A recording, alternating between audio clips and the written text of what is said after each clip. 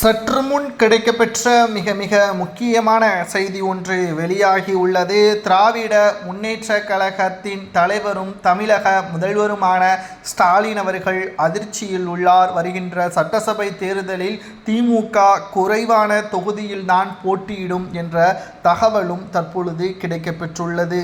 அதற்கு மிக முக்கியமான காரணம் திமுகவின் கூட்டணிகளான காங்கிரஸ், விசிக, மனிதநேய மக்கள் கட்சி, குறிப்பாக முஸ்லிம் லீக் போன்ற கட்சிகள் தங்களுக்கு கூடுதலான தொகுதிகளை வழங்க வேண்டும் என்று அழுத்தம் கொடுக்கப்பட்டு வருகிறது. இதனால் ஸ்டாலின் அவர்கள் என்ன செய்ய போகிறார், திமுகவில் வெடித்த கலகமாக மாறியுள்ளதே என்று அதிர்ச்சியிலும் ஸ்டாலின் அவர்கள் இருக்கிறார்.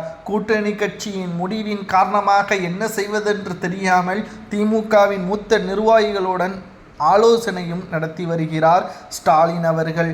அதாவது இதற்கு முன்பு வரைதான் திமுக வர்சஸ் அதிமுக என்று இரு கட்சிகளுக்கிடையே மோதல். ஒன்று திமுகவிற்கு ஆதரவு கொடுப்பார்கள் அல்லது அதிமுகவிற்கு ஆதரவுகளை கொடுப்பார்கள். எந்த பக்கம் பாஜக இருக்கிறதோ அந்த பக்கத்திற்கு முஸ்லிம் லீக்கோ பிசிகாவோ ஒருபோதும் ஆதரவுகளை கொடுக்காது. ஆனால் இப்பொழுது புதிதாக தமிழக வெற்றி கழகம் என்று மக்களின் ஆதரவோடு களத்தில் வந்திருக்கக்கூடிய காரணத்தினால் விஜய் அவர்கள் ஏற்கனவே முதல் மாநாட்டில் தெரிவித்துவிட்டார்.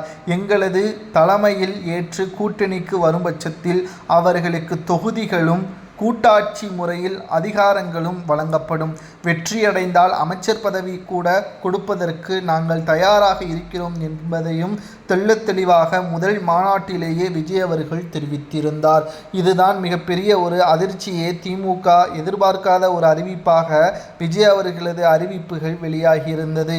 மேலும் சட்டசபை தேர்தல் வருகின்ற 6 மாதங்களில் நடைபெறக்கூடிய நிலையில் முதல்வர் ஸ்டாலின் அவர்கள் இது குறித்து எந்த ஒரு கருத்தும் கூறாமலேயே தற்பொழுது வரை இருக்கிறார். கூட்டணி கட்சிகள் கேட்கக்கூடிய தொகுதிகளுக்கு அமைதியாகவே இருக்கிறார். மேலும் மனிதநேய மக்கள் கட்சியின் தலைவர் ஜவஹருல்லா அவர்கள் கூறுவது என்னவென்றால், நாங்கள் ஒன்றும் திமுக கூட்டணியில் சலித்தவர்கள் அல்ல. மனிதநேய மக்கள் கட்சி பொறுத்தவரைக்கும் கடந்த முறை எங்களுக்கு ஒதுக்கிய 2 தொகுதிகளிலும் 100 விழுக்காடு வெற்றியை பதிவு செய்துள்ளோம். மக்கள் மத்தியில் எங்களுக்கு ஆதரவுகள் உள்ளது. எங்களது ஆதரவுகள் திமுகவிற்கு வேண்டும் என்றால் நிச்சயமாக கூடுதலான தொகுதிகளை ஒதுக்க வேண்டும். இவரது கருத்து மட்டுமல்ல, திமுகவின் பிற கூட்டணி கட்சியின் தலைவர்களது கருத்தும் இதேபோல்தான் கூறி வருகிறார்கள். இதனால் திமுக தலைமைக்கு பேரிடியாக அமைந்திருக்கிறது. இதனால் திமுக தேர்தலில் போட்டியிடக்கூடிய தொகுதியும் கணிசமாக குறையும்.